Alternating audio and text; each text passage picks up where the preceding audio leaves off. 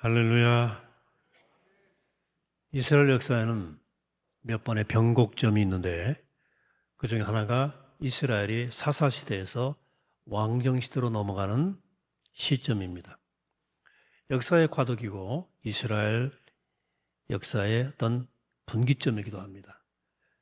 성경을 잘 들여다보시면 왕이 통치하는 왕정시대와 하나님의 통치를 더욱더 직접적으로 의지했던 사사시대를 비교하는 관점이 있습니다.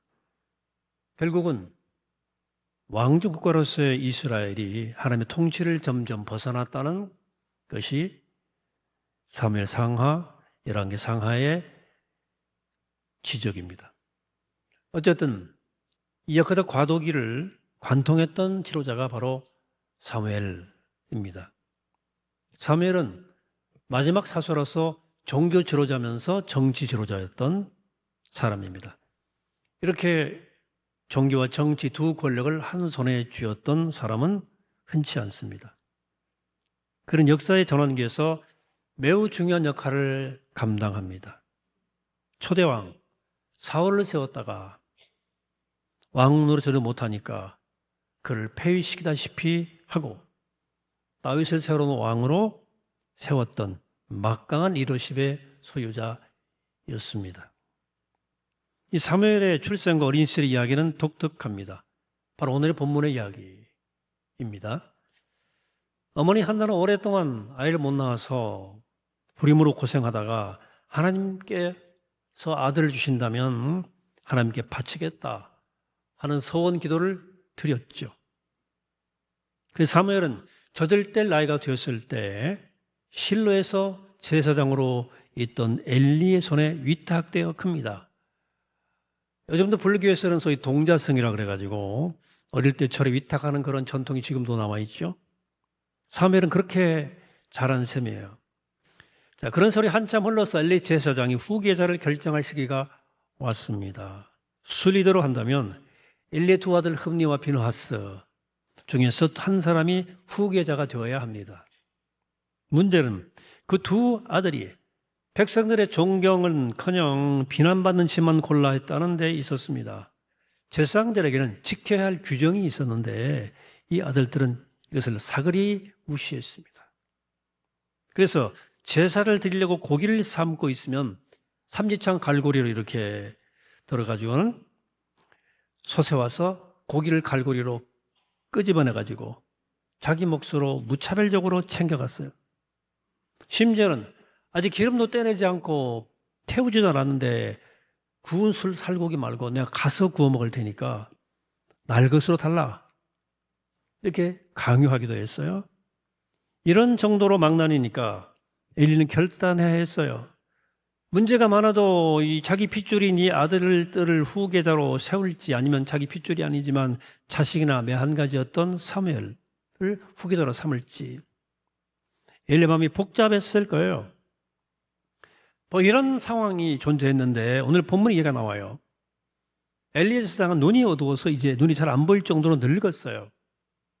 그런 잠을 자려고 자기 침상에 누웠고 사무엘도 하나님의 교옆에 누웠어요.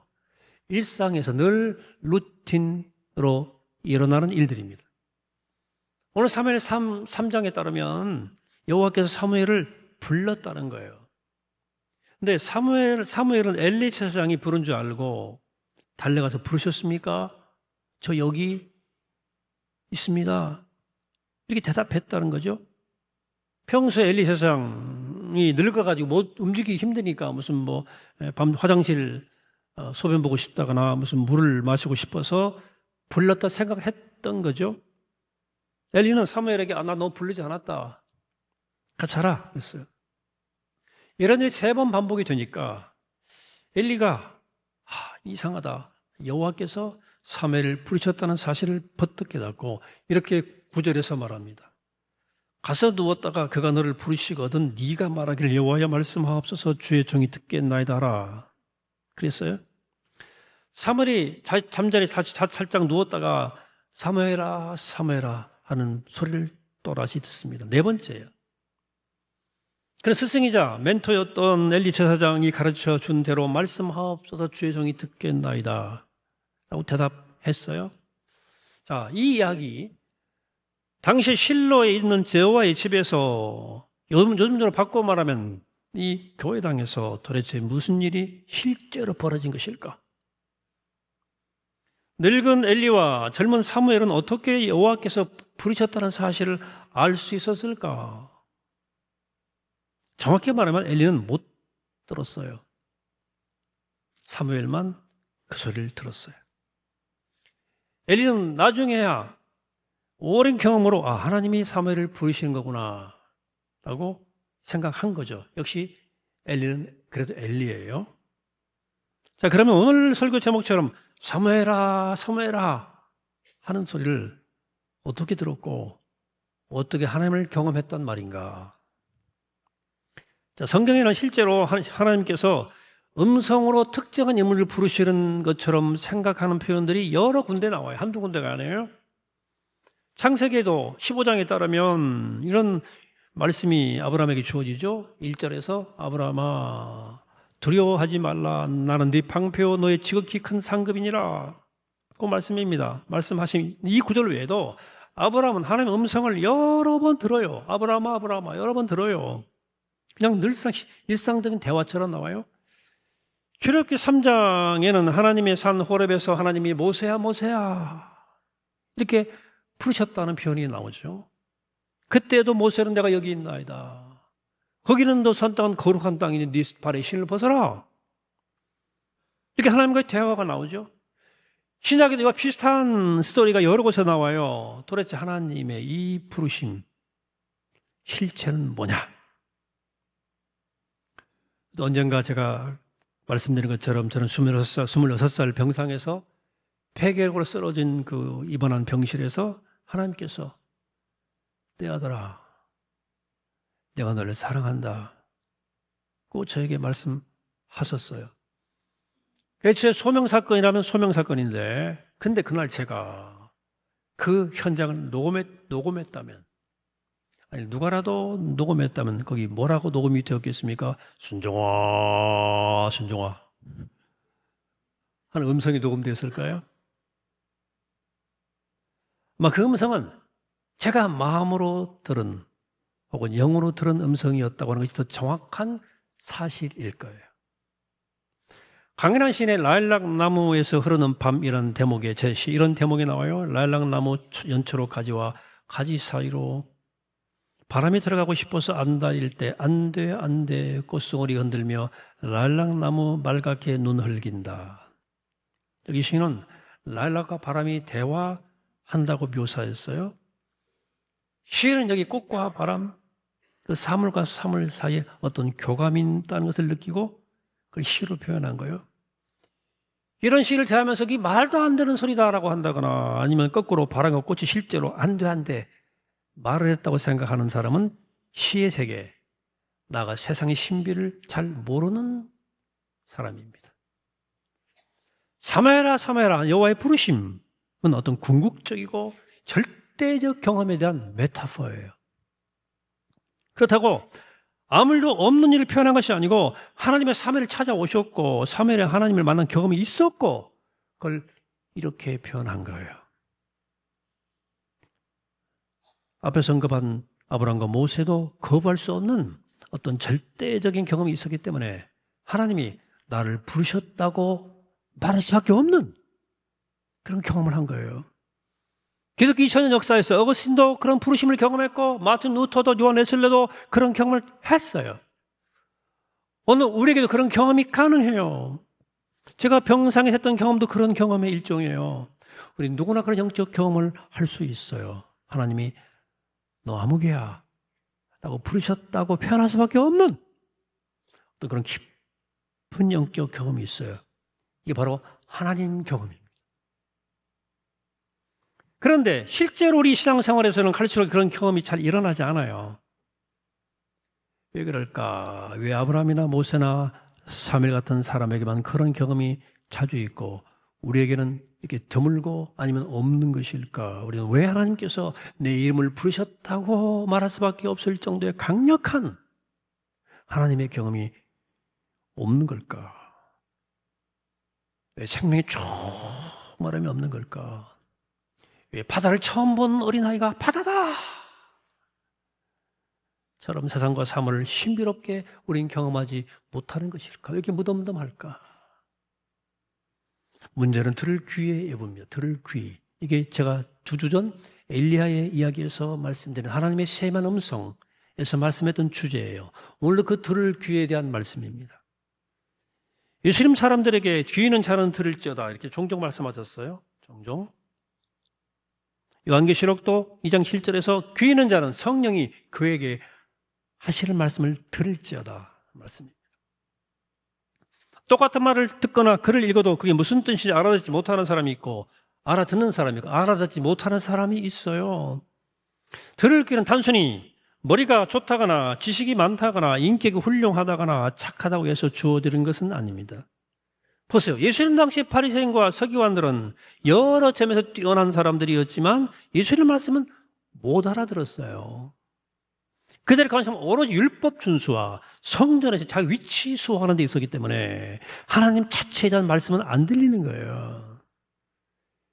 예수님의 제자들도 예수님 말씀을 매우 어려워했어요. 예수님께서 당신을 하늘에서 내려온 생명의 떡이라고 말씀했을 때 제자들이 반응이 요한복음 6장 60절 이렇게 나와요. 제자 중 여럿이 듣고 말하되 이 말씀은 어렵도다. 누가 들으시냐? 누가 알아듣겠냐? 이런 얘기죠. 예수님과 하나가 될 때만 생명을 얻는다는 말을 이해할 만한 귀가 그들에게 없었던 거죠. 자, 우리한테는 그런 귀가 있을까요? 자, 들을 귀가 필요하다는 설명을 드리면 어떤 분들은 좀 불편할 수 있어요. 상식적으로 말이 저게 설명하시면 다 알아듣는데 나는 얼마나 알아듣는데 자꾸 무슨 들을 귀 하냐? 선무당식으로 이렇게 생각할지 모릅니다. 그러나 그렇지 않아요. 아무리 말이 저런 말을 들어도 들리지 않은 일이 있고 또는 못 알아듣는 일이 우리 일상에도 있어요. 예를 들어서 닐스 보어나 하이젠베르크 같은 양자역학 세계적 전문가들이 물리학자들이 직접 여러분들이 양자역학에 대해 설명해도 보통 사람들은 잘 못 알아듣습니다. 미국의 핵물리학자 오펜하이머를 다룬 영화 오펜하이머에도 양자역학 그 영화에 나오는데요. 썩 알아듣기 쉽지는 않더라고요. 인공지능의 메커니즘에 대해서 전문가가 설명을 해도 여러분들 대충 그렇다는 사실만 느끼지 세세하게 디테일까지는 알아듣지 못해요. 일상에서도. 여러분 상대방의 말을 가장 잘 못 알아듣는 영역이 저는 정치양일까 생각해요. 사물의 한 면, 사물의 한쪽 입장만에만 몰입되어 있으니까 상대 말을 못 알아듣습니다. 그래서 정치의 세계에서는 가끔 사생결단으로 싸우는 일이 일어나요. 일반인들도 어떤 사회정치적 이슈 이런 게 우리가 관심을 가져야 되지만 과몰입하면 상대의 얘기가 안 들려요. 내가 좁은 세계에 갇혀 있으면 상대방 말이 귀에 안 들린다고요. 그래 부부 사이도 대화가 안 되는 경우가 관광이 있잖아요. 그분들의 인격이 천박해서 그런 것이 아니고 각자가 세상을 다르게 인식하고 살기 때문에 이런 일이 벌어지는 거예요. 방 하나만 갇혀 있으면 방 밖의 이야기는 비현실인 거예요. 우물안 개구리는 우물안 하늘 밖의 얘기는 비현실인 거예요. 인간은 그렇게 한계에 지어진 존재라 그 말입니다. 자, 그러면 어떻게 하면 이 귀가 열릴까? 뭐죠? 어떻게 하면 주님께서 알파와 오메가시오? 지금도 전에도 계셨고 지금도 계시고 앞으로 오실 분이란 사실을 바로 알아들을 수 있을까? 이런 말씀들을. 우리는 어떻게 사무엘아 하는 여호와의 음성을 들은 사무엘처럼 하나님을 직접 그렇게 경험할 수 있을까? 저도 여러분들이 다 알아듣기 쉽게 설명했으면 참 좋겠는데 쉽지는 않고 제가 경험하고 아는 것을 설명드려보는 것이고 그래서 주의 말씀을 대안하는 종이기 때문에 제가 알고 있는 한도 내에서는 말씀드릴 책임이 저한테 있어요. 자, 어떻게 하면 우리 귀가 열려 하나님의 음성을 들을 수 있고 하나님을 경험할 수 있을까? 그 답은 어찌 보면 매우 간단하고 명백합니다. 하나님을 먼저 경험한 사람들에게 배우는 거예요. 세상에서 잘난 척, 사람들의 잘난 척하는 그런 소리 말고 대박 나게 해주겠다는 그런 장사꾼들의 고객 소리 말고 막장 드라마 배우들이 쏘라는 그 말투적 소리 말고 하늘에서 울리는 소리라고 표현할 수밖에 없는 음성을 들은 경험을 한 사람에게서 그 실체가 무엇인지 좀 배워야 돼요. 모르면 배워야지. 배운 다음에 비로소 나로 직접 그런 경험 안으로 조금씩 들어가는 거예요. 마가복음 1장에 예수께서 요한에게 받은 세례에 관한 이야기가 나옵니다. 예수께서 요단강의 물에 잠겼다가 올라올 때 하늘이 갈라지고 성령이 비둘기처럼 내려오면서 하늘로부터 소리가 들렸다. 뭐라고죠? 마가복음 1장 11절에 하늘로부터 소리가 나기를 너는 내 사랑하는 아들이라 내가 너를 기뻐하노라. 소리를 들었다는 거예요. 우리 일상에서 경험할 수 없는 그런 질적으로 전혀 다른 사건이 공생의 시작 예수가 일어났다는 사실을 이렇게 표현한 겁니다. 바울은 그리스도인들을 체포하려고 다메섹으로 가는 중간에 호련히 하늘로부터 흘러나온 빛에 의해서 압도당했어요. 사도행전 9장 사들 함께 압도해 봅시다. 시작. 땅에 엎드려져 들음에 소리가 있어 이르시되 사울아 사울아 내가 어찌하여 나를 박해하느냐. 한 음성이 들려왔어요. 이후로 바울은 자기가 박해하던 예수의 복음을 유럽 전역에 전파하는 사람으로 완전 돌변합니다. 존재 자체가 변한 거예요. 완벽한 전향입니다. 본인의 표현대로 말하면 새로운 피조물을 이룬 거예요. 세상과 자기의 인생 자체를 완전히 새로운 방향에서 보게 되었습니다. 이런 경험이 바로 하나님 경험이에요. 그런 경험이 바로 구원 경험이에요. 여러분들이 그런 경험이 있어요? 내 삶의 의미를 얻고 내 삶의 방향이 완전히 바뀌는 그런 경험 말입니다. 이런 경험 없이 교회를 다니면 교회는 자칫 지루할 수 있고 피곤해질 수 있어요. 예수 믿는 게. 재미가 없어. 재미가 없어. 여러분 사랑하는 여러분, 이런 어떤 영적 경험을 하고 살아가십니까? 나에게 하나님 만나는 경험은 어떤 것이에요? 이런 경험에 대한 힌트를 주는 중요한 책을 쓴 사람이 있는데 루돌프 오토란 신학자인데 언제가 제가 소개한 기억이 있어요. 이분이 쓴 책 가운데 Das Heilige, 독일어로 거룩함, 성스러움, 이런 제목의 책인데 여기서 가장 궁극적인 영적 체험을 루미노제라고 그랬어요. 제가 옛날에 칼럼도 쓴 적이 있는데요. 루미노제는 하나님 경험, 거룩의 경험인데 뭔가 신비롭고 압도적인 경험이에요. 절대 앞에서 느끼는 피조물을 느끼는 어떤 거룩한 두려움, 트레멘둠이라고요. 거룩한 두려움, 압도적인 마음, 매혹적이라고 그래요. 판타스틱하다. 칼바르스는 이것을 절대 타자의 경험이라고 말했어요. 이런 일상적 언어로 바꿔 말하면 세상을 전혀 낯설게, 전혀 다르게 경험하는 거예요. 일상이 놀라워지는 거예요. 겉으로는 어제와 똑같은 오늘이지만 내용상을 완전히 다른 하루가 시작되는 거예요. 너무나 낯설고 너무나 놀라워서 하늘이 갈라지고 하늘이 내 이름을 부르는 소리가 울린다고 말할 수밖에 없는 그런 경험이 찾아오는 거예요. 신비롭고 놀라운 경험이에요. 이런 경험이 있는 사람에게는 일상의 매 순간이 신비롭고 흥미롭고 황홀해요. 걷는 것도 신비롭고 설거지하는 것도 재밌고 그래 걸으면서 괜히 흥얼거려요. 괜히 일하면서도 흥얼거려요. 그래 인생 주님 만나고 인생이 마법 같다 하는 분이 있더라고. 나는 그 표현 너무 좋았어요. 인생이 마법 같다는 거예요. 멋지더라고. 이런 경험이 없으니까 일상이 지루하고 단조로운 거예요. 이런 지루함을 못 견디기 때문에 매달리는 것이 돈이나 파워 같은 것들입니다. 이게 또 방향을 잘못 잡으면 알코올이나 마약과 도박에 의존할 수도 있어요. 이런 깊이를 못 경험하니까 쉽게 뭐에 매몰되고 중독되는 거예요. 우리가 사회 관심 가져야 되지만 정치에 중독될 수도 있고 소비의 중독으로 나타날 수도 있어요.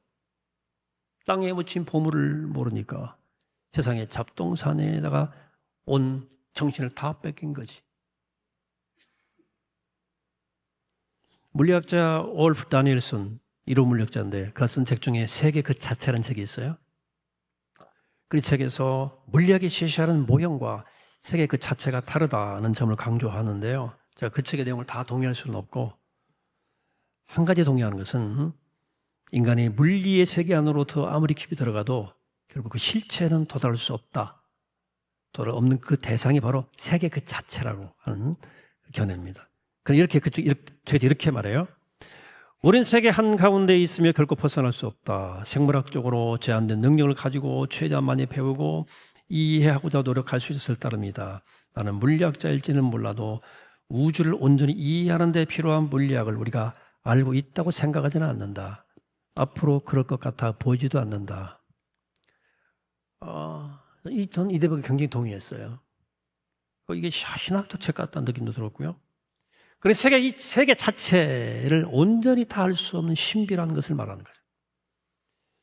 여러분, 그렇습니다. 세계가 신비롭고 인생이 신비로운 것은 창조도 하나님이 신비로운 분이기 때문에 그래요. 그분은 우리 가까이 계시기도 하지만 정말 우리가 도달할 수 없는 곳에 계시기도 해요. 하나님은 우리의 이해 너머에 계세요. 그래 우리는 끝없이 그분을 배우고 찾고 구해야 됩니다. 아니 그러면 하나님의 경험이 그렇게 공부를 많이 해야만 가능하냐? 이렇게 질문하고 싶으실 거예요. 성경에는 하나님께서 또는 천사가 뿅 나타나가지고 어떤 사람을 부르시는 것처럼 생각될 만한 이야기가 많이 나오잖아요. 그러나 성경 이야기를 그렇게만 읽으시면 오해할 수 있어요. 성경은 그들이 하나님의 경험에 이르는 과정을 자세하게 설명하지는 않습니다. 성경에 많은 하나님 경험에 대한 이야기는 어느 한순간에 일어난 일로 기록되어 있거든요. 물론 하나님의 찾아오시는 그런 영적 사건이 그렇게 갑자기 일어나요. 그러나 우리가 동시에 기억해야 할 것은 모세가 하나님의 산 호렙산에서 한순간에 하나님의 부르심을 경험하기 전에 그가 미디안 광야 40년간 단 한 번도 하나님을 떠나지 않았고 일관되게 하나님을 향한 기도를 잃지 않았다는 사실을 기억하고 그 이야기를 읽어야 됩니다. 엘리야와 엘리사 그리고 이사야 등등 모든 선지자도 마찬가지입니다. 그들은 평범하게 산 사람들이 아니에요. 그들 일상은 아무렇게나 대충 것도 한눈 팔고 산 사람들이 아니라니까요. 그들은 오랜 시간 하나님께 집중했던 사람들입니다. 그들 일상에서 영적으로 민감한 사람들이었어요. 근데 우리는 세상에서 밥벌이 해야 되고 갈 데도 많고 가정생활을 꾸리면서 또 세상살이에 쫓겨 삽니다. 우리의 삶은 전적으로 하나님을 향해 있지 않아요. 하나님께 전적으로 집중이 되어 있지 않다 그 말이에요. 자연히 하나님의 음성을 듣지 못하고 하나님 경험으로부터 점점점 멀어지는 거예요. 어떻게 해야 되느냐? 어떻게 해야 되느냐? 뾰족한 답이 따로 있는 건 아니고요. 여러분들이 이미 알고 있는 것들이에요. 마음을 다해 공랩에 잘 참석하는 겁니다. 늦지 않도록 오고 꾸준히 성실하게 말씀을 묵상하는 겁니다. 교회가 안내하는 양육이 있으면 잘 참석하고 교회가 안내하는 도서도 좀 꾸준히 따라 읽어보고 교회가 안내하는 모임들 봉사에 성실하게 참여하는 거예요. 그 하나님을 향한 마음을 잃지 않은 신실한 과정에서 어느 날 바람처럼 2000년 기독교 영성이 가리키는 하나님의 경험의 세계 안으로 들어갈 수 있는 거예요. 예수의 제자들이 예수를 따라다녔기 때문에 계속 그 말씀을 들었기 때문에 사람께 3년이 풍을 없는 거예요. 처음에는 예수님 말씀을 이해 못하다가 어느 한순간에 호련히 깨달아지고 어느 순간에 예수에게서 부활 생명을 경험한 거예요. 이런 점에서 교회가 공동체로 모인 이유가 여기 있어요. 우리는 신약 성경에 나오는 대로 교회로 모여서 사도는 사도 역할을 하고 교사는 교사 역할을 하는 거예요. 목사나 교회 지도자들이나 일반 신자 모든 말씀에 관한 각자의 역할을 감당하면서 초대교회가 말씀했던 것처럼 하나님 경험을 함께 나누고 성장해 가는 것이 교회 공동체예요. 교회는 이런 일이 일어나야 돼요. 우리 안에 이런 형태의 구원 사건이 일어나야 된다고요. 그런 공동체라야 내 영적 운명을 맡길 거 아니에요. 여기다가.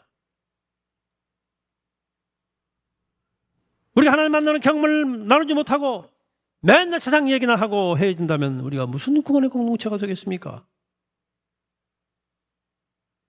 이 선한 게 뭐가 나오겠어요, 여기서? 소리의 세계 귀명창이라는 말이 있어요, 귀명창. 자기 실제로 명창처럼 소리를 내지를 못해도 귀로 소리를 구분하는 사람을 말합니다. 우린 신앙이나 영성에서 우리가 스스로 명창이 될 수 없어도 귀 명창은 될 수 있어요. 여러분들이 갑자기 설교단에 올라와가지고 무슨 뭐 탁월한 설교를 해낼 수 있겠습니까?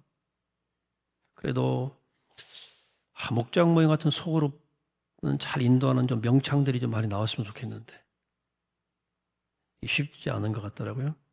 물론 저도 사실은 제가 가끔 내가 귀명창 수준을 못 넘네 할 때가 많거든요. 그래도 귀명창도 실제 명창과 똑같이 득음이란 소리의 세계로 들어가기 때문에 만족하고 감사하는 거죠. 감사한 거예요. 여러분 그러면 걱정하지 마세요. 여러분도 귀명창을 들 수 있다. 네, 하나님께서 계속 말씀하시니까. 하나님께서 여기저기에서 이러저러한 모양으로 말씀하시기 때문입니다. 예배 중에도 말씀하시고 말씀을 묵상하는 중에도 말씀하시고 독서 중에 대화 중에도 우리에게 그분이 말씀하시기 때문입니다. 가을은 이 소리를 듣기에 좋은 계절이에요. 그러므로 귀를 기울이고 잘 들으세요. 사무엘아 사무엘아 하는 하늘의 소리를 들었던 사무엘처럼 나를 부르시는 하나님의 음성을 경험하고 그 하나님의 경험이 더 깊어지고 명료해지고 풍성해지는 이 성숙한 복된 계절이 되기를 이 시간 주 이름으로 간절히 축원합니다. 기도하겠습니다. 하나님 말씀하옵소서. 주의 종이 듣겠나이다. 믿음으로 고백하면서 우리에게 모든 삶과 업무를 통해서 모든 환경을 통해서 특별히 주의 말씀을 통해서 나에게 말씀하시는 나를 부르는 그 음성을 듣고 응답하고 하나님을 경험하고 내가 살아야 할 길을 소명으로 뚜벅뚜벅 잘 걸어가는 그리고 믿음이 자라가는 거룩한 계절 되게 하여 주옵소서. 감사드리옵고 예수 그리스도 이름으로 기도합니다. 아멘.